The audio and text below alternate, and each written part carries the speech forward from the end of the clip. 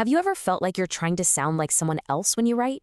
You know, like you need a bigger vocabulary or more credentials just to be taken seriously? Well, what if I told you the real secret to a powerful, authoritative voice comes from a place you would never, ever expect? A banned book about a kid on a raft. So let's dive right in.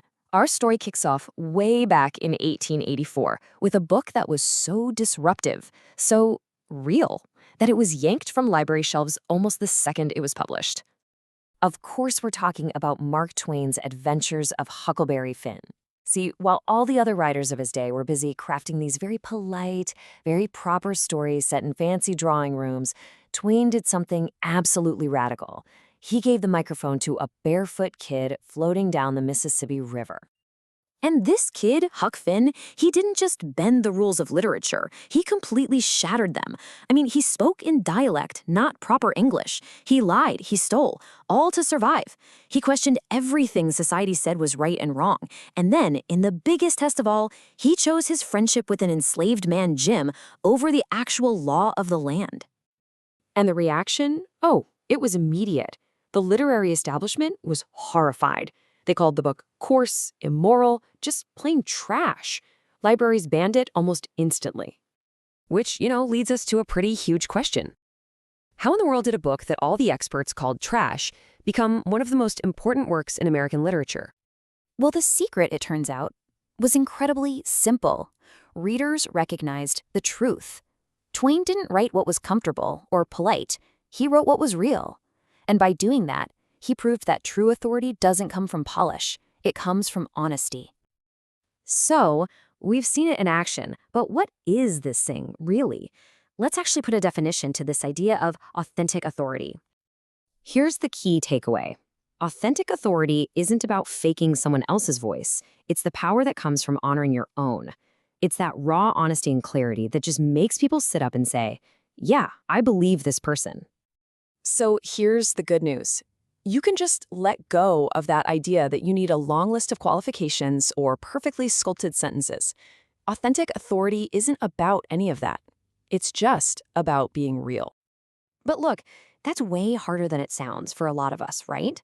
Because we fall into what you could call the perfection trap.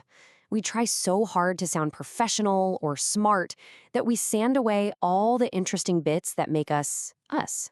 And you can see the difference so clearly right here. On the left, you've got this distant, vague voice, right? Many experts believe. Who are these experts? It's so passionless. But then look at the right. You get a real story. I spent 5 years trying to write like everyone else. It's personal. It has a voice. I mean, which one do you actually trust more? It's not even a contest. And that really gets to the heart of it, doesn't it? Readers don't trust perfection. They trust humanity. Your quirks, your little uncertainties, your unique way of seeing the world. That's where the real connection is. That's the good stuff. Okay, so we get the concept. It makes sense. But how do we actually do it? How can we take this big lesson from Mark Twain and apply it to our own work? Well, let's look at a practical guide for doing exactly that. I love this quote because it sets the stage perfectly. Your voice is like a river. Your job isn't to force it into some pre-made concrete channel. It's to let it carve its own natural path. So, the big question for all of us is, how do you navigate your own river without just getting lost? Well, the answer is this really cool idea called the Mississippi Framework. It basically maps Huck's journey on the river directly to the process of writing. It all starts with launch. You just start writing, even before you have all the answers.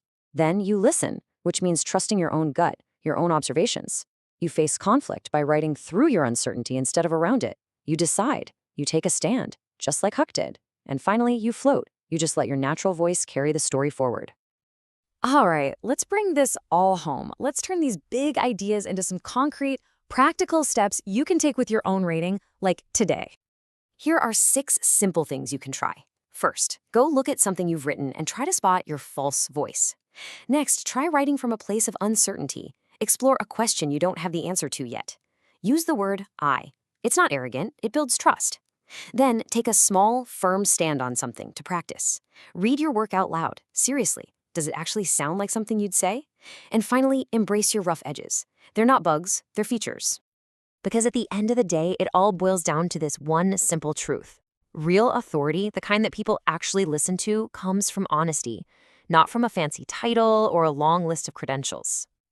So I'll just leave you with this final thought to chew on. What if authority isn't really about having all the answers?